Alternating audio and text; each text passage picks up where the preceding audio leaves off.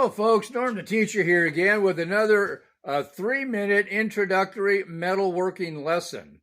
In the last video that I made, I talked about runout. And I want to show you a little bit about runout as far as actually cutting it on the lathe. This is the part I showed in the last video. Now notice here, I've already started, I want to get rid of the runout here. That was the wobble, the area that was wobbling when I ran the video last time. Notice how I just cut a small area here. That's the highest spot. Now it's high in two ways. You've got your y-axis running this way, and you've got your x-axis running this way.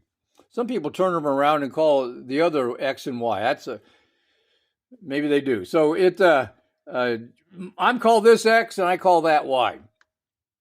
Now notice that so when you get a partially machined area like that, that means that was the highest spot of the runout.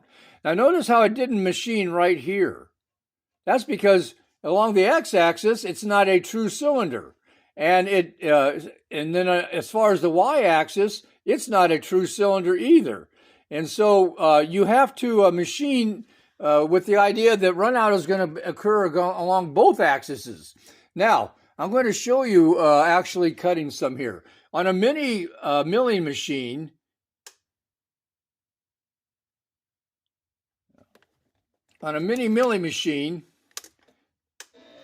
there.